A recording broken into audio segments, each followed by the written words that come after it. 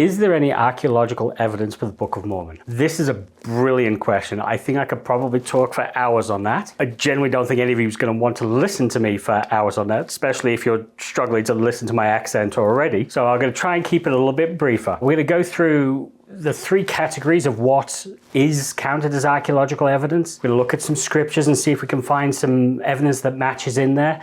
We'll look at a surprising study by the University of Arizona, which might be fairly interesting to you. And then I want to kind of talk about what I think is a much more important question, is why you are actually asking this question to begin with, because I think that's the most important thing here. I promise that as you ponder what you study, the windows of heaven will open, and you will receive answers to your own questions.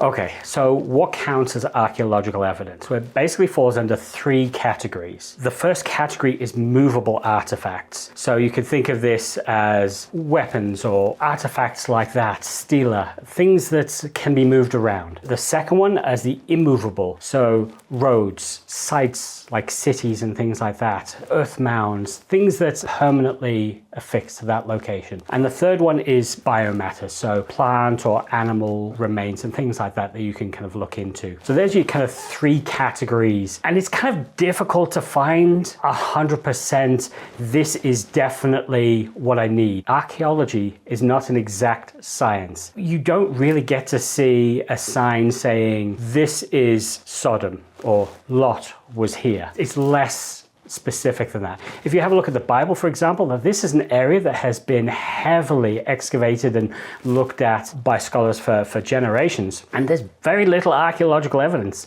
So if you look pre the House of David, there's nothing. There is no list of things in the Egyptian writings saying, oh, these plagues are a little bit bad. Don't know if we can deal with that. There is no depictions of the slaves exiting out. There's no sign saying Abraham lived here, but it doesn't mean that there's not archaeological evidence there. There's a place called Tal El Hamon, I think it's called. Forgive me if I've gotten that wrong. But it's a site where they found a city that looks like it was probably demolished around the time Sodom and Gomorrah was demolished. But there's no definitive welcome to Sodom sign there. There is no 100%, and it's in dispute, but it does give you a little link if you feel like, okay, everything I'm reading in the scriptures makes sense and I'm finding that there is archaeological evidence. It is something that gives you some view that there is a likely possibility to this. There are a little bit harder challenges when you come to the Book of Mormon. If we're setting things in Americas, well, then we've got a different climate, which makes things much harder to maintain. And my personal preference is the Mesoamerican model. That seems to fit the most in my view. But then we only have less than 1% of that area kind of excavated and checked. So there are some difficulties. But just because there is a difficulty doesn't mean there are not some interesting and surprising things we'll find there. So what we're going to do is we're going to dive into some of that now and see what we can find. Okay, so let's have a look at a little bit of the early part of the Book of Mormon. We're going to do some reading. Probably going to do a lot of reading. First Nephi, chapter 16, verses 13 and then 33 to 34. And it came to pass that we traveled for the space of 4 days, nearly a south-southeast direction, and we did pitch our tents again, and we did call the name of the place Shazer. And it came to pass that we did again take our journey, traveling nearly the same course as in the beginning. And after we had traveled for the space of many days, we did pitch our tents again, that we may tarry for the space of a time. And it came to pass that Ishmael died and was buried in a place which was called Nahom. So we're talking here that they've been traveling south-southeast, and we started off in Jerusalem here, so we can follow this down, and they're getting to a place that's called Nahom there. When the Book of Mormon was first published, there was no place called Nahom. How would Joseph Smith have known this? But if you have a look now, you'll find there is a place south-southeast is the direction they've been traveling this whole time through these chapters here. They've started at Jerusalem, they've headed south-southeast to what is now Saudi Arabia. And they get to a place called Nahom where Ishmael dies and is buried. Now, when Joseph Smith first published the Book of Mormon, there was no Nahom. Nobody had known about this place. It was just in the Book of Mormon. Okay, so what happens if we find a place called Nahom south-southeast, pretty much exactly where it said? Would that not be considered archaeological evidence? Well, they do. They found it in the 1970s. Not only did they find that, but they found that there was burial sites there. And within a degree of the area, they've also found little stela with mentions on them of people being buried there. One of those names, around the time that they were being passed through, it's actually Ishmael. That's pretty compelling. Now, it doesn't specifically say the Ishmael as mentioned in the Book of Mormon, but it is an Ishmael that died and was buried in Nahom at the time that they would have been passing through. That's pretty compelling. Now let's have a move on to some more scriptures and see if we can get even more information from there.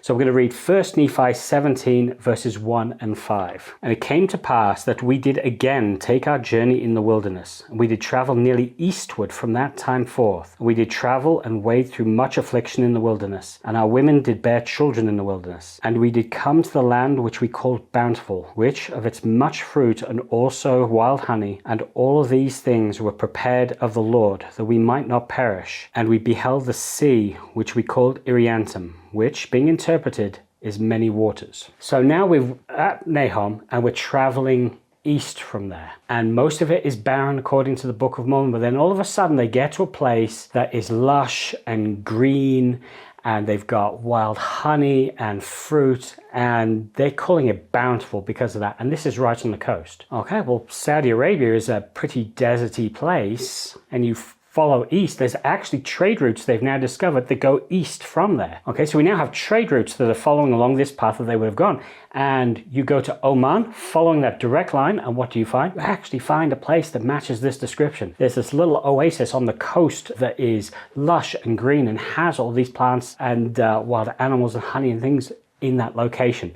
And there are excavations and things that show that there were buildings and that there is a port. Unfortunately, we don't have permission to do excavations in that country. They don't want it touched, so we can't go into it fully. But again, this was not known at the time that it was printing.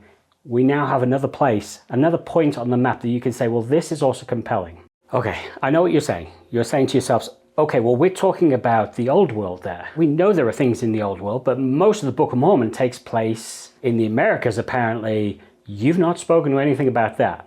Okay. In the early chapters, it talks about them collecting seeds and fruit and things like that for the journey. Let's have a look at some of the chapters and verses on what that says and see if there's any links we can find, because there's actually a study on this that might be surprising to you. So let's look at 1 Nephi 18, 23 to 24. And it came to pass that after we had sailed for the space of many days, we did arrive at the promised land. And we went forth upon the land and did pitch our tents, and we did call it the promised land. And it came to pass that we did begin to till the earth. We began to plant seeds. Yea, we did put all our seeds into the earth, which we had brought from the land of Jerusalem. And it came to pass that they did grow exceedingly, wherefore we were blessed in abundance. So the very first thing we get on this is that they have planted seeds in the New World that they have brought from Jerusalem, and they have carried throughout their trip on the borders of Egypt, through Saudi Arabia, into Oman, and then across the sea journey, and they have now planted in the New World. DNA evidence in plants is different, just like humans,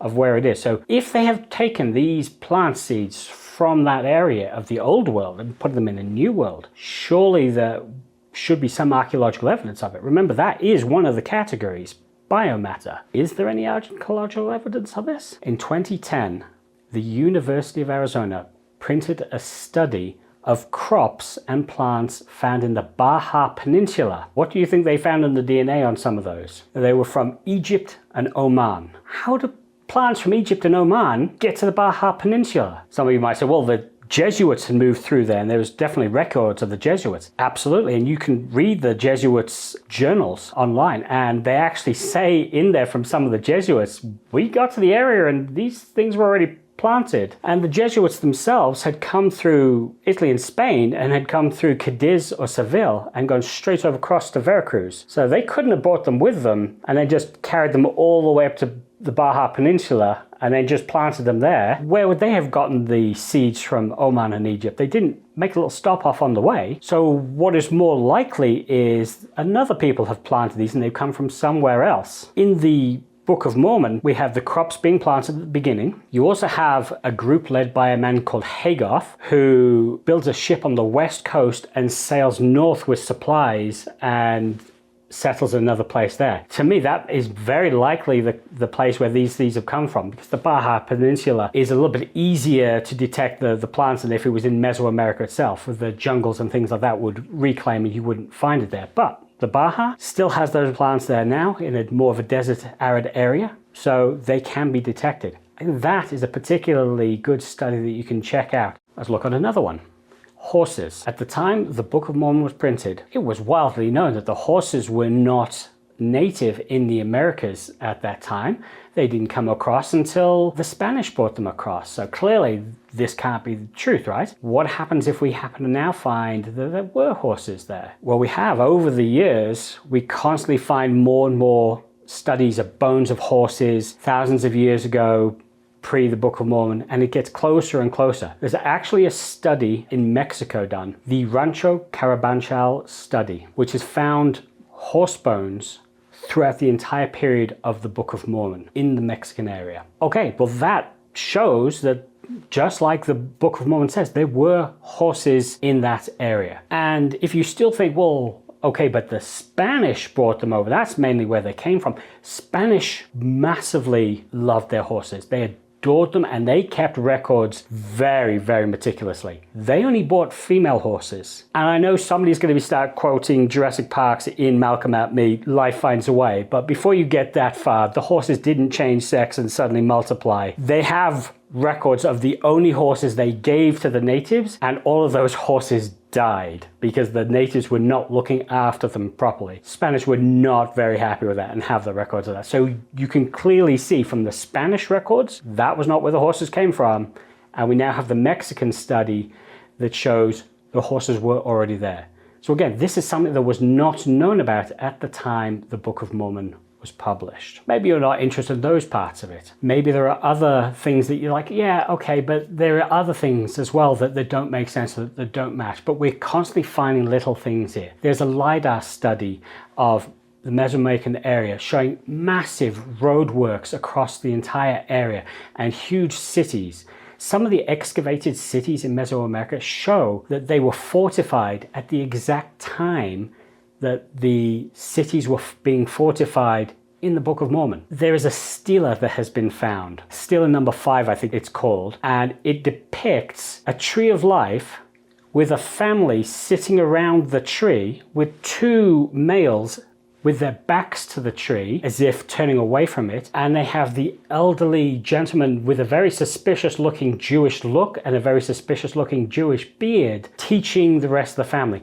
Very much like Lehi teaching the family, with the 2 sons turning away and rejecting it. All of these things aren't 100%. There is no sign that says Lehi lived here. There are no giant cities with Welcome to Zarahemla on it. But there are a lot of archaeological evidence that keeps coming up over time. There are things when the Book of Mormon was first published called Anachronisms. Things that didn't seem to fit, that made everybody kind of laugh at Joseph Smith at the time, say, well, clearly you've made this up. There were no horses. There was no cement. There were no records on metal plates at the time. The fascinating thing you have, though, is as time has gone on, more and more of these things have now been discovered to actually being true. The vast majority, in fact, of the anachronisms of the time have now been proven to be true. Metal plates with writings on them from that time period. Cement in the Americas, horses in the Americas. The list goes on. So there are plenty of different things that you can look at and say, okay, maybe some of these do count as archaeological evidence. Maybe these things are points on a compass to say, okay, there may be something here. But that brings us to the big question of why are you watching this video? Maybe you're watching because you don't believe there is any evidence and you want to prove that it's not true. Okay, well, in that case, you're probably going to look at these things and say, well, it's not true. And nothing's going to prove it to you. If you don't want to believe it, no problems at all. Maybe you were watching this video because you have read the Book of Mormon and you have prayed about it, you have a testimony, and you're now looking for things to ground it in an area to make it more real to you. And maybe these kind of things will now help and go, okay, well now I can imagine this, I can envision this, I can see the land and the area, and I can look at the stela and I can see some of the things that were done at that time period. And it makes it a little bit more richer and enhances it. Maybe you haven't read the book and you've heard things both good and bad and you want to know, well, is there anything to this? Well, I'm going to leave a challenge to you. Read the Book of Mormon for yourself. Read it and pray about it. Ask Heavenly Father, is this Word of God? And then when you look for the archaeological evidence, same as the Bible. It can enrich the experience, but it's not necessary to it. If you enjoyed this video, I hope you will try another one of our videos. Does the Bible contradict the Book of Mormon? Till next time.